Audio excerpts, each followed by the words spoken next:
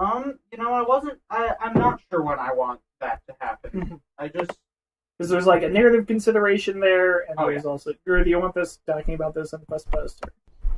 Or you can just play and learn the game. I don't know. I mean, I'm going to be uploading this on to Table of Fates anyway, so. Alright. Talking about stuff for campaigns. Commentary things, and I'll just be here to give advice if you need it. I guess that's... Oh. Okay. Alright, so, Michael, there's, like, narrative considerations. Well, we haven't really gotten far enough into the explanation for, like, me to start playing. Alright. I can go with that. So, we Council. finished the council laws. Did you assign all the counselors to jobs? No. Oh, you just want me to explain it. So, yeah. At some point you'll have to go through an assignment to do various jobs in the world so you can expand. Laws. This keeps track of the succession rules, agnatic to agnatic gavelkind. Gavelkind is the worst. Gavelkind means your titles get split among your sons when you're done. Females can inherit, but only if they're males. Okay. You want to, like, get out of Gavelkind as soon as you can. This means researching higher level technology. You can take care of that. You can, like, mouse over the requirements for different succession types there. Well, that's just the decision button. The question mark there will show you, like, the requirements you need to do to actually do these things. Once you meet those requirements, you can change the succession law to make it easier or better for you.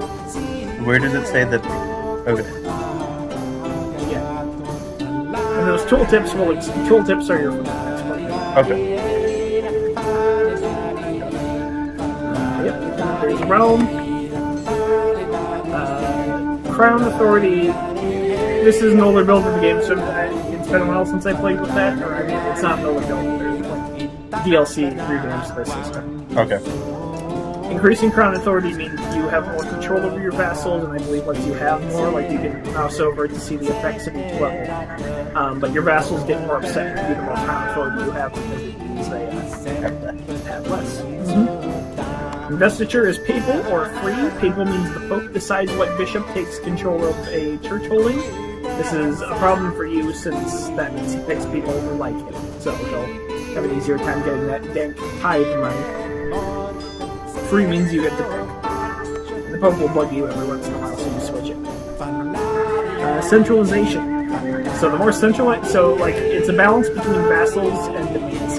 Right now you're at a very low level, which means you get a lot of vassals for free, but you don't get a lot of domain. If you increase the domain, that centralization, the amount of land you can personally hold increases before you start taking penalties, but you can manage fewer vassals. Okay.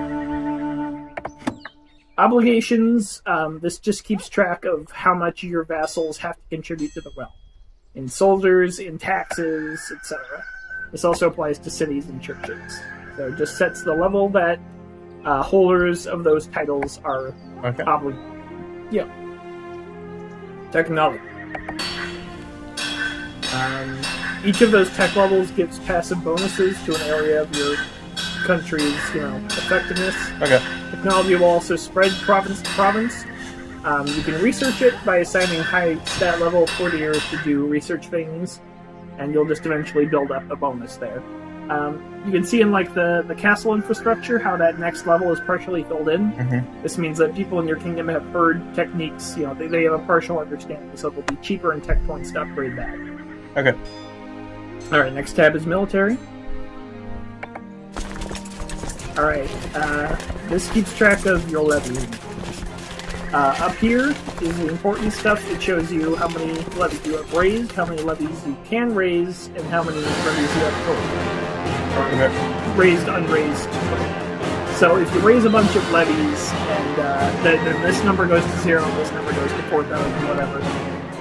If some of those get killed, this number drops, but as the levies slowly recover, it'll show up in here. Yeah. Okay. You also call your vassals' contributions there with that second button. And the bottom tab is just to keep track of mercenaries. You hire mercenaries under the mercenary tab here. Yeah, you just need a lot of gold, you pay them, they show up in your capital. If you run out of gold and can't pay them, they might leave the war or switch sides, so make sure you got a good war chest for that. Holy orders are like mercenaries, but you can only use them against Muslims and pagans and things. They're generally cheap. Intrigue. This holds all the decisions you can effect. Decisions do things like have a tournament, have a feast, have a fair, small things like that. They can also do things like invite new noblemen to your court so that you can like bring some fresh blood into the roster. You can, and down here are plots. You can do plots like killing characters or revoking counties. Like if you just build up your fighting within your country enough that other vassals will want it, you can present a demand to one of your vassals to give you their land. Or else face the consequences. Once you get away with starting a war to steal it without needing to worry about that. The faction stand. So you can't really control anything on this tab. What it does is it keeps track of factions for you. Factions form when vassals want things and start like banding together. This will keep track of how many vassals are pushing for what and the total strength of their armies compared to yours. Okay. So vassals might want succession laws to favor them. They might want lower obligations on them so they have more money and armies and things. Okay. This lets you keep track of the Catholic religion, so that's the Pope up there. It keeps track of the moral authority of the Catholic Church. Moral authority affects how likely certain things are to happen, like heresies or how good you are at converting. It's like the prestige your religion is. Okay. Yep. It also shows the bishops you have that are your vassals, and gives you the option to appoint successors to them if you. Is this the successor right here? Yes, I believe so. Okay. These guys, I should appoint successors to some point. Mm-hmm. Guys who like. And the last tab up there is societies. I think you need a DLC to join societies, which makes it kind of scummy to put the tab there, but whatever. Okay. Paradox's DLC policy wasn't going to make friends. Okay. Alright, so now you just start assigning counselors to various positions. Mm-hmm. You can ask me for help, otherwise I can just chat with my Alright, go ahead, chat with Mike. So there's I'll see how quickly I can fuck this up. Yeah, don't be afraid to pause. I mean, it's still paused. Yeah. So, Michael, there are like two big considerations for if you want to do this. Narratively and like mechanic. So, do you want Sparta to keep getting levels in Slayer for a while?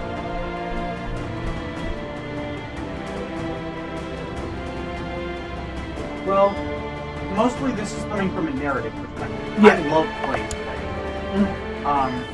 So I would like to, from a gameplay perspective, I would like to do Sparta a Slayer for at least a little while. Yeah. Alright.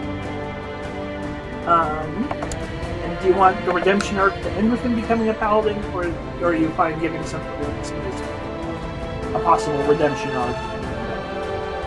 A few more levels of Slayer, and then, or do you want him to, like, once he's made that transition, that conversion, to start down a new path and I think it would be a stronger. I think the story would be strongest if it ended with the redemption arc becoming a paladin. Yeah, like, at the end of that arc, he gets his first level. Okay. I can also do things like, it's possible to switch out earlier levels for things according to some rules in Pathfinder. So you would just lose the benefits of Slayer levels, and Sparta would become as if you had been level Paladin. Are you at all interested in that, or are you going to want to keep the Slayer abilities such as you have? Well, what would the gaming... What would be the gaming benefit of Paladin has full BAB and things, so it meshes well with Slayer. So you don't need to like worry about your base attack bonus and things like that. Paladins get access to spells after a while. Like you'll get a lot of utility at the first level of Paladin because that'll give you a smite. Subsequent levels of Paladin are less useful than that first level, but still get benefits. So you know, it's like the first level of Paladin is more of an increase in power in Paladin than the second, third, and subsequent. Because the bonuses you get are spaced out. So giving Spar that smite is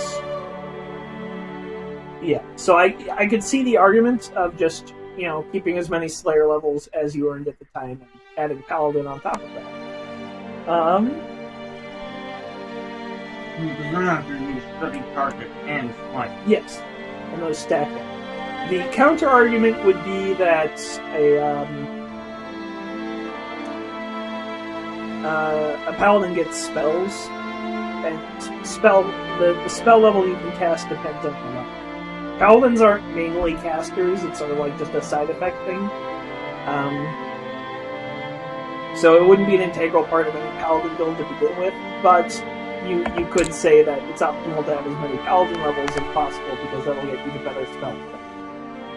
Now you have Emphys as a divine caster in the party. I don't think there are spells unique to Paladins or that come faster than what a cleric can get, so that's kind of a weak argument there. So my guess would be it would probably work best to just gain as many levels of Slayer as you gain. Don't switch any out to start gaining Paladin.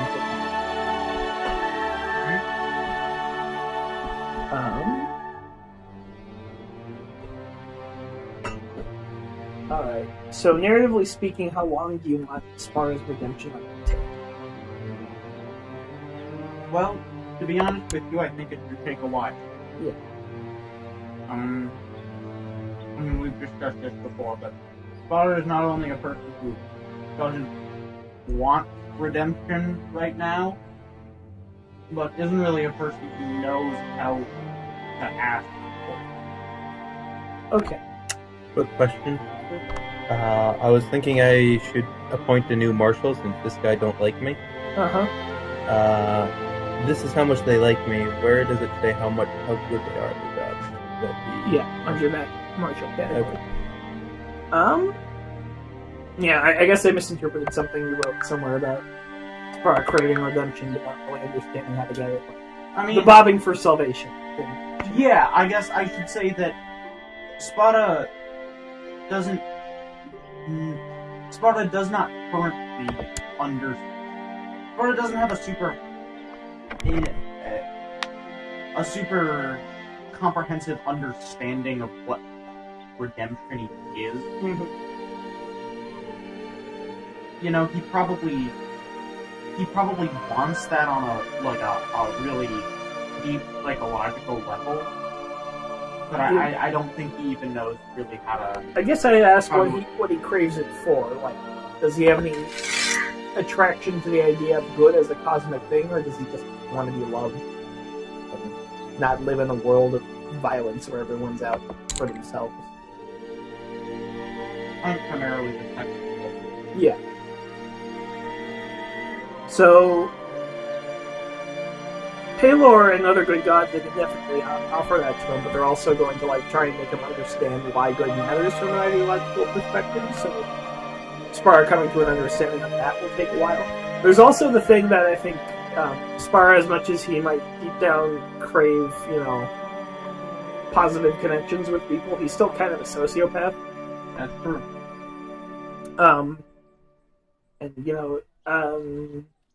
He just straight up lacks empathy, or he has a very, vestigial sense of that sort of thing.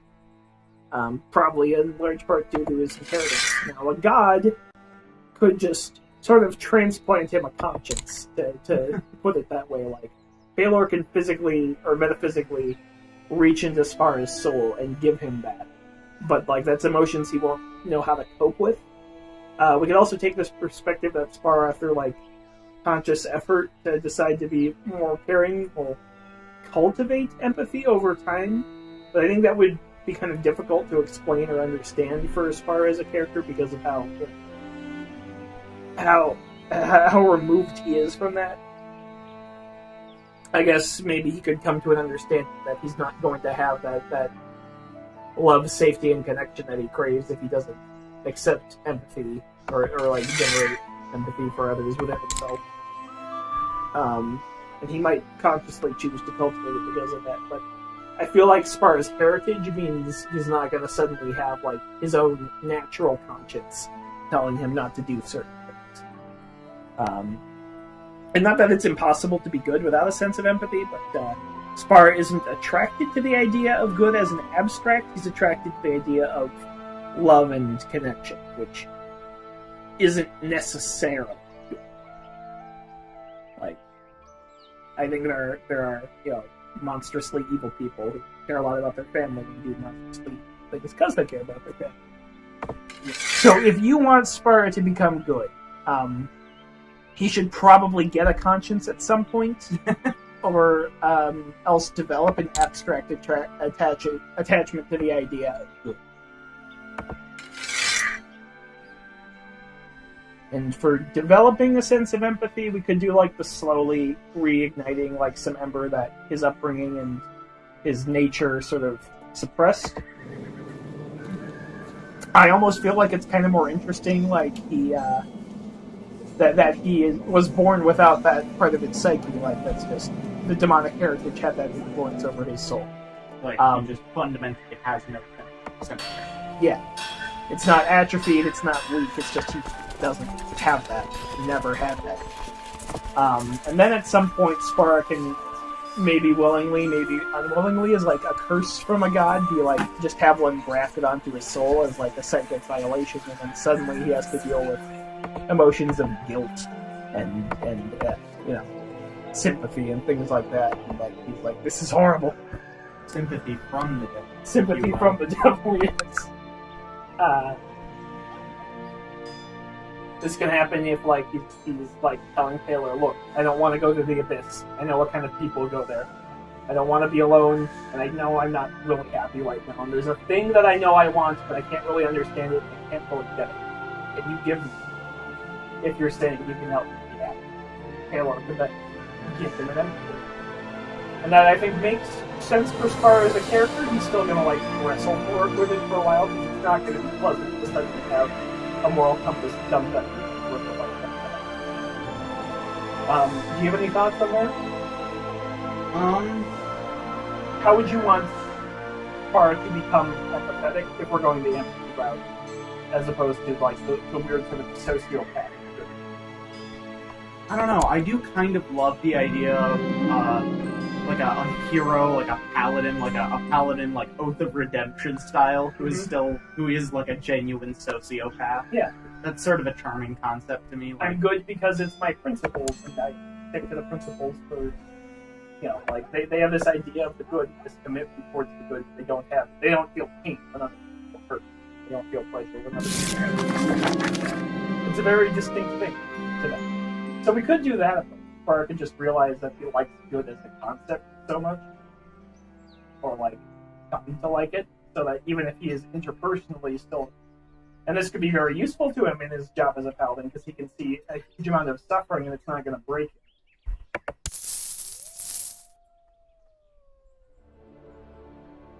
So there's either of those approaches. Probably a good god is going to want to give you an actual moral conscience if you stay in your service for a long time. Like there's just something you prefer to do the whole, like you have an intuitive sense for these things instead of just relying on abstracts that you can sort of finagle your way around if you want to get legalistic and technical. And Sparta may or may not be okay with that, may or may not have an argument with that. There are some good gods who are themselves that kind of moral sociopath in physic, and maybe get the chat attached to one of them, but I think the way Taylor sees himself and the way he thinks and feels and connects with society is probably going to want to start to develop a conscience. That could just be something that happens and happens. So a lot to think to consider. I'm going to go to the bathroom and I'm going to try and do a little bit of grinding on Hoopity Scoop there.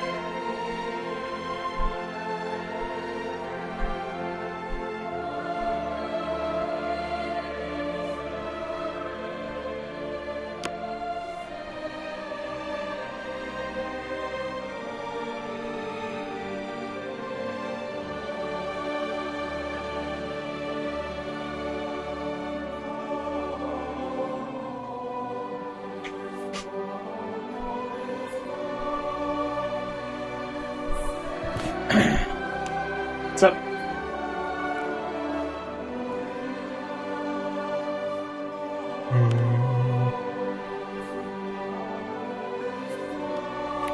What succession laws did you suggest I should be going to changing court? So basically, Gavelkind sucks because it splits up your titles.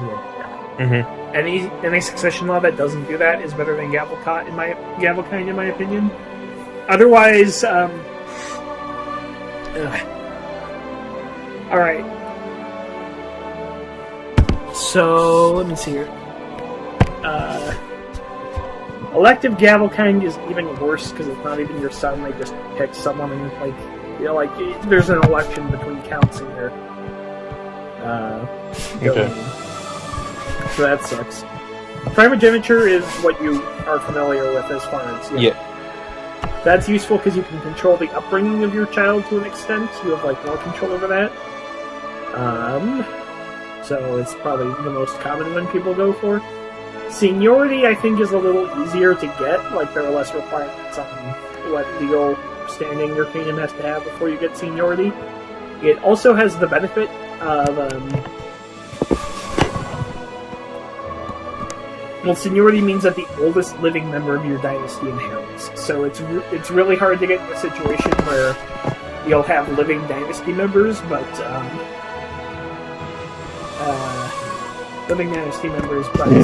the heir for the kingdom is not of the dynasty, since it's just the most senior member of the house. You're probably not going to get a game of it. It also means if you have an older cousin who has a kingdom out there somewhere, and when you die, he was the next in line. That means that his kingdom gets recombined, with mine, and now I'm playing as him. Yeah. Okay. And that gives you a chance to reunite family lands after a while. The downside is if you have a large dynasty, the oldest members of your dynasty are going to be 64-year-old weirdos from there's someone's bastard son that got left in a castle for 40 years. They're not very good. They don't have any connections. They don't have a build-up of prestige and wealth. And they're going to reign for 3 years before they die, so it's really hard to do shit. Yeah. Okay.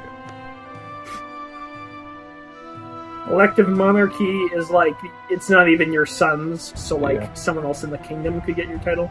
Ultimogeniture is the youngest member of your dynasty inherits, or the youngest child. Which just seems silly. Yeah. I guess that could be useful because longer reigns are generally better for that king. It gives them more time to build up their personal power base, and people have penalties for having not reigned for a long time. So ultimogeniture might allow you to power through that, but it doesn't really give you control over who your heir is because your last born son is always going to be the heir. So you can get surprised. So I changed my mind on conquering Castile because this brother of mine hates me more. Okay. So I said I'd take over Galicia first. Mm-hmm. So I have my spy master doing shit over here, and my chancellor trying to sow dissent with the nobles down here. How big is his army? How do I go about it? You can click on his capital. This? On the capital province. Okay. And then on his portrait. And now you see his character screen, which includes his army totals. So I think you have a bigger army than him. But not by much, so it's going to be a tough war, and you might, since you're not as good at the game, you might just lose. But, you can also, save up some money, hire mercenaries, and at the size of the kingdoms you're playing as, one company of mercenaries should win a war. Okay. Looks like you can take a new ambition. Oh, yes.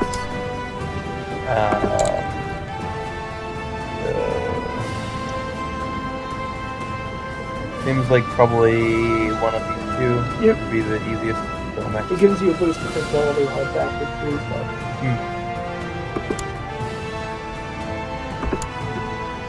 You are trying to help, baby. Good. Military. Yep. Mercenary. So this is how much they cost to hire, Yeah, and this is how much they continue to cost after that? every month. Okay. So you need a lot of gold to hire those guys. How do I work on getting myself gold?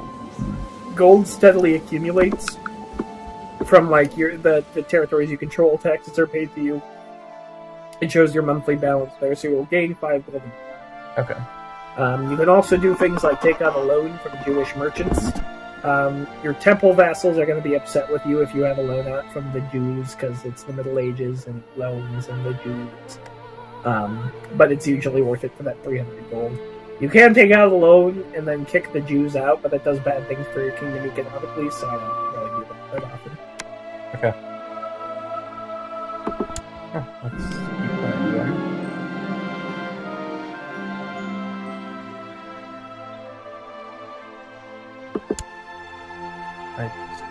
Yep. Look at me doing all the things the tutorial is telling me to do. Yep.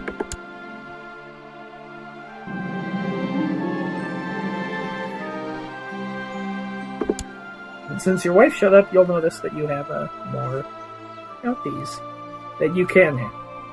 More counties is always better. Uh-oh. This looks important.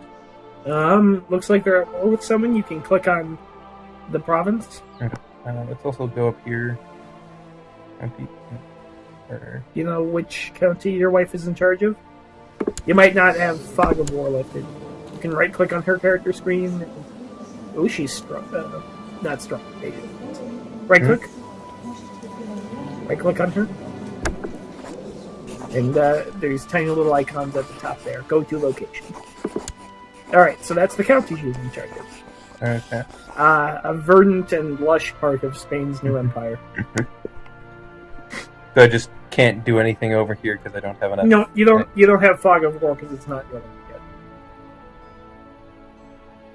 yet. Her court is managing her things. Okay. You're not allied. Yeah.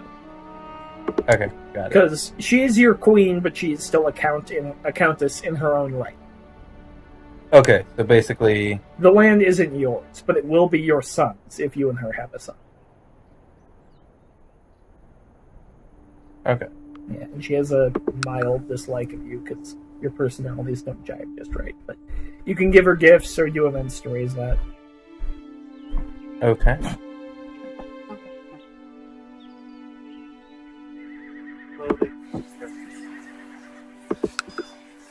Scoopity scoop.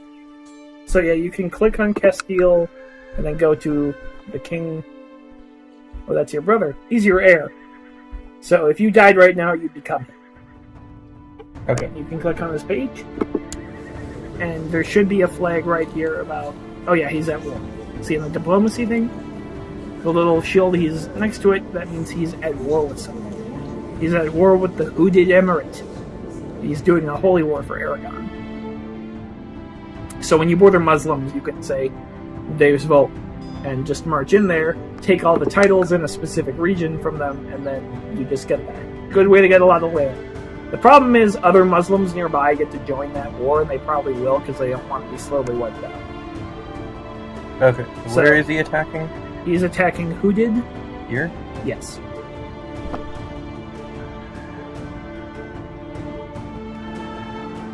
Okay. Mhm. So... Basically, once he marches all his troops over here, Yeah. he would basically have nothing defending him if I were to sweep him. Yes. Would that lose me a bunch of opinion? Because he's fighting a holy war? Or... It would do some things, but But he's your brother. yeah. Yeah, but I also have a strong claim to... When you play the Game of Thrones, sit on a chair. Okay. So... On the other hand, if he wins that holy war, Castile gets bigger. So what you could do is wait for him to either win the holy war and then you get more land when you take his throne, or you wait for him to lose the holy war and then the Muslim build his army for him. But you might have like a treaty or something with him. So right-click on his portrait Okay.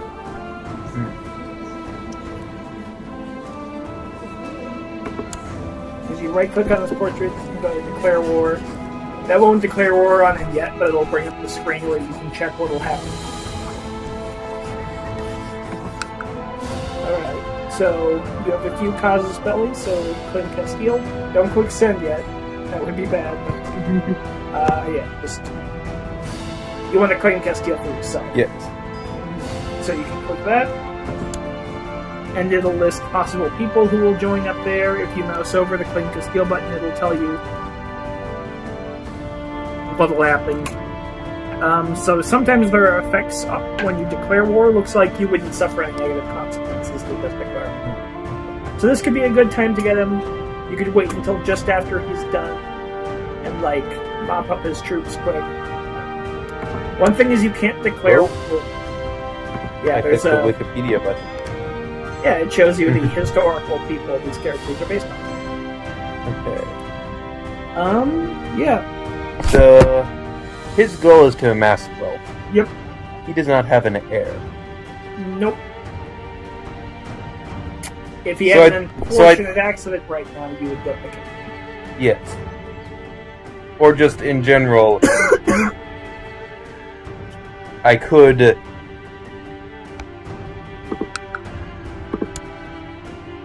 just hope he wins this war, then dies without an heir. Yeah. And then I have all of this and all of this. Yes. Excellent. Sometimes you get that luck. Sometimes you don't. That's life. Okay. So, Michael, any thoughts on how you want to handle Sparrow or things you'd like to do in the near future? Yeah, you said you had ideas for a direct confrontation between Sparta and Paylor. Yeah, so if Sparta tries the evolution font thing again, I think like this, the familiarity of Sparta's essence might like draw more of Paylor's conscious attention. Because remember, it's not like Paylor was consciously deciding, "I shall smite thee." It's just you were coming in close proximity with his essence, and that was hurting you because it's pure good. It detests and repulses evil. But if you do it again, he'd be like, "Hey, something's done this twice now," and it sort of his See that screenshot of Trailer Park Boys and Jackal. yeah. So the overconsciousness of the God Soul or whatever, like what? And like then you'd be like confused why you're doing it. And, like, at that point, you're still burning, but I would have it like reach a tendril out to you, and like you could choose to let it, probe your mind a little bit, or to accept it or not. And if Paylor, if you were like actually seeking salvation in some weird way, Paylor would probably like consciously suppress the burning effect and like come to regard you a little more. And that could be the start of it. And, well, frankly, Sparta has every intention of going back and sticking his hands in the fountain. Then that's probably what'll happen, naturally.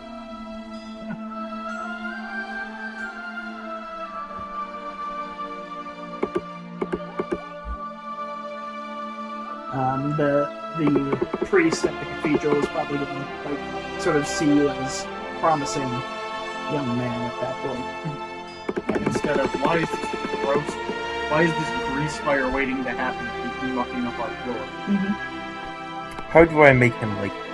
You can send him a gift. Right click on his face. Right click. Send gift. Or you could award honorary titles to him, like Keeper of the Swans. Where you tell him to watch your swans, and for some reason this makes him like you.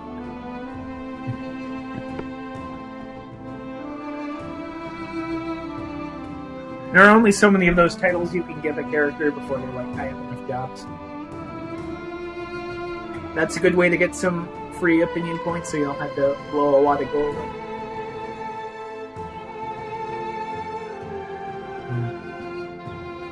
Yeah, so... Probably want whoever I make my designated regent to also be someone in my dynasty. Yeah. in case, they decide to get stabby with the child. Yes. Not kidding. Yeah, we'll make them keep her warm. Yep. That'll increase his opinion a little bit. I don't think it'll make it positive yet, but it's a step. Okay.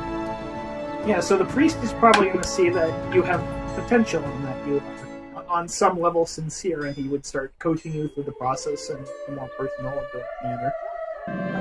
Your spiritual advisor.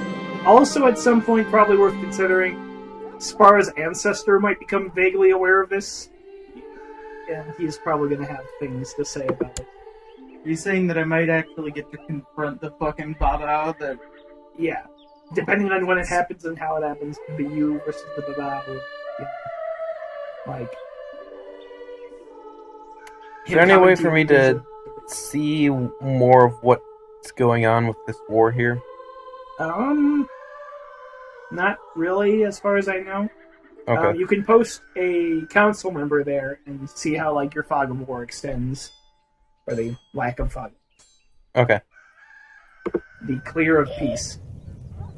You guys ever seen a lemon peel? Yes, I have. It's not a good looking object. Yeah. So at some point there's probably going to be a struggle over Spar's soul. Between that and Babao.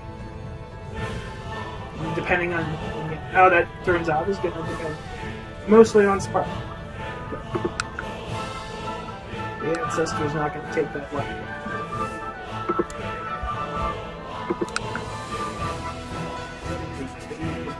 Yeah. Is there anything you'd like me to do in the future, or is what I said would probably happen if you went back to the baptismal font? Is that a good enough course of action for you? Cool with that? Yeah. Alright. If there are any opportunities for redemption you want to talk about, then you can bring it up too. And if you can type up Spar's backstory too, because I have trouble keeping track of it. So yeah. Greer made a little thing for it. So. Yeah, cool. Yeah. Apparently ships are a lot cheaper to hire than other things. I don't remember what exactly the bar. I know I made him young. Ships get pretty expensive, I thought. Oh, well, yeah, they're cheaper than an army, but they can't fight on their own. Yeah.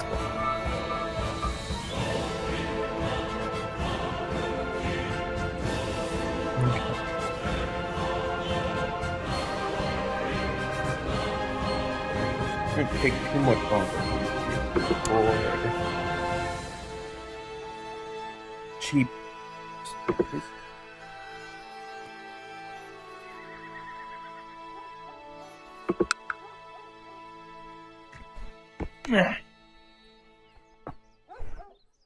Uh-oh. There be some... What's going on? Some Emirates have... Join the Holy War? Looks like it's just from the guy that my brother was attacking. Oh, okay. But they've gotten close enough that I can see them within my fog of war. They aren't going to hurt you. Yeah. But I'm just saying, that seems to indicate the war might not be going particularly well. A lot of what these wars ended up happening is one stack is sieging down one guy's provinces, while the other stack is sieging down the other guy's provinces. And, they're playing chicken with each other until they really actually fight. Okay. So maybe his army got destroyed, maybe... Yeah, your brother is forced on it, aren't scared of the